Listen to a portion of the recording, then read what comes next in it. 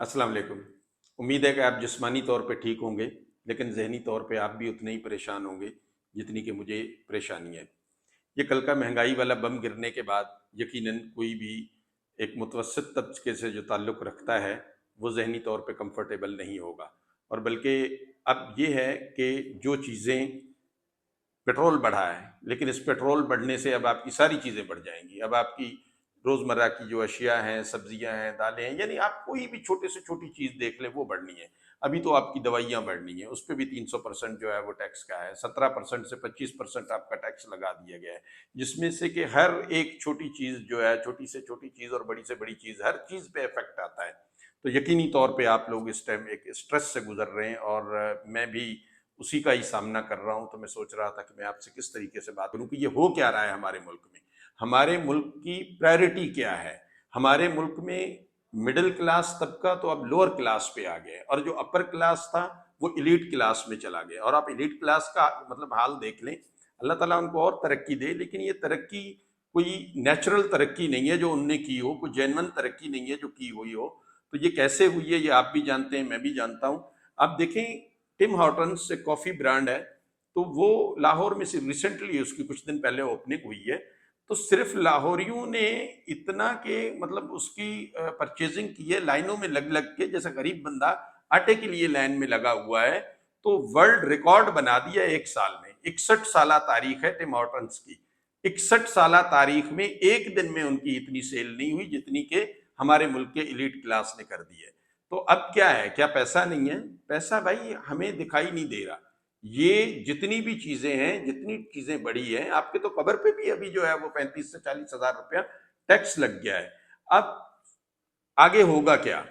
मतलब मुझे तो नहीं नजर रहा कि आने वाले वक्तों में कुछ बेहतरी होगी, या इस गवर्नमेंट की, गुज़िश्ता गवर्नमेंटों की, या जितनी भी है उसमें कोई अवाम कभी कोई प्रायोरिटी रही हो, अवाम के लिए सहूलियात प्रायोरिटी रही हो, उनकी तालीम प्रायोरिटी रही हो, उनकी सेहत प्रायोरिटी रही हो। अब देखें, एक मतलब आम अगर शुगर का ग्लूकोमीटर है जो 1000-1200 रुपए में आसानी से मिल रहा था, वो अभी आपको 2-2500 रुपए का मिलेगा। यानी एक दवाई जो आपको 5 रुपए की मिल रही थी, अभी वो आपको 18-20 रुपए की मिलेगी। तो आने वाला वक्त कहाँ पे जा रहा है, इसके लिए जो है मेरे ख्याल से ये तो वक्त बताएगा। मुझे तो बल्कि ये लग रहा है, ये जो कल वाला बम गिरा है ये तो अपनी जगह पे गिरा है, लेकिन 28 फरवरी के बाद एक और भी बम आपको गिरेगा। ये हमने घुटने रगड़ रगड़ के जो है भीखे मांग मांग, हमने सीधा नहीं होना।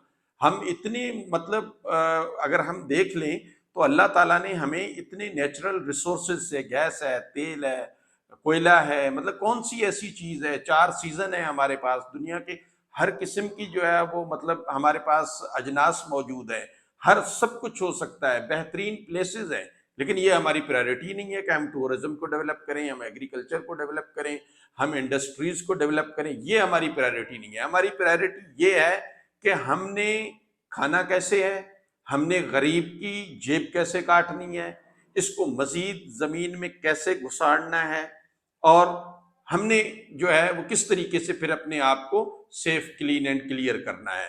तो भाई एक्स वाई जी कोई भी आ जाए, पहले एक्स वाई जी कोई भी था, ये 75 सालों से मुल्क नाजुक दौर से गुजर रहा है। नाजुक मोड़ है एक, जो कि मोड़ ही खत्म नहीं हो रहा। मुझे नहीं लगता कि मैं अपनी जिंदगी में देख सकूंगा कि यहाँ पे ऐसा मुझे कोई आने वाले वक्तों में कि 10-15 सालों में भी कोई ऐसी मुझे प्लानिंग नजर आ रही हो कि किसी ने प्लानिंग की हो कि ये मुल्क जो है आने वाले मैं इसको 10 सालों में यहाँ पे खड़ा करूंगा। तो भाई ऐसा बंदा मुझे तो नहीं नजर आ रहा है। अगर आपको नजर आ रहा हो तो मुझे जरूर बताइएगा। हाँ, बहुत सारे जो शीदा टल्ली हैं उनको नजर आ रहा होगा, उनके लिए उनके लीडर, यानी वो अकीदे की हद तक उसके फॉलोअर हैं। भाई पढ़े लिखे लोग जो है वो इस चीज का है कि बस अंधा अकीदा है, एतकाद है। भाई सही को सही कहने और गलत को गलत कहने की जो है आप जुर्रत कीजिए। और ये काम आप ये मत समझिए कि ये कहीं से ऊपर से काम होगा, फला बंदा आ जाएगा तो ये हो जाएगा। भाई आपको बदलना पड़ेगा। जब आप देखो श्रीलंका के हालात देख ले क्या हुआ है, ये आपको खुद करना पड़ेगा। आपके लिए कोई ऊपर से ना तो फरिश्ता आएगा और ना ही कोई मनो सलवा उतरेगा। आप ये उम्मीद किसी और से ना लगाएं कि कोई और आके आपको ठीक कर देगा। आप खुद से क्या चीजें बेहतर कर सकते हैं ये सोचना शुरू कर दीजिए।